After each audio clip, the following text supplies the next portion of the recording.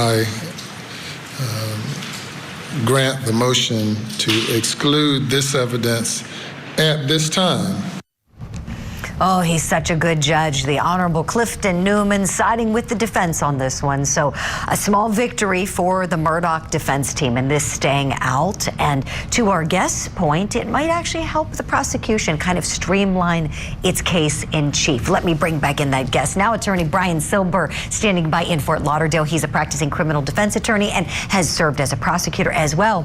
So Brian, now a lot of our wonderful courties could be disappointed that Cousin Eddie's testimony probably isn't going to come in, and I'm just going to say it because I know many are thinking of it. Yes, we think of the character in the great Christmas Vacation movie played by actor Randy Quaid. This is not that Cousin Eddie, but I've had many of you tweet me and say, do you think of it when you say it? Yes, I do. I'm human. Yes, love that movie, love the character. This guy I would have loved to have seen. And Brian, my question for you, thinking about this carefully, do you think it's a possibility that the state could still call him?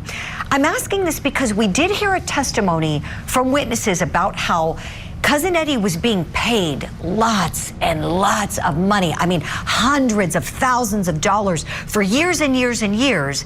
And we know the judge has already let in the money motive evidence. Do you think the state could potentially call him for a limited purpose of what money he was receiving and why? No, for two reasons. Number one, the prosecutor has already indicated he doesn't care to call him as a witness. He was only intending to call a law enforcement officer. And I think, you know, the Randy Quaid analogy is very on point. Your instincts are telling you this guy has a credibility problem. You look at him, you size him up, you hear his voice in his interview, and your brain says he's not believable. And I have to believe that this prosecutor sees it too. Not to mention the fact the judge just ruled that that testimony is inadmissible. It's not relevant. This gentleman has nothing to offer this trial that will move the needle towards a conclusion.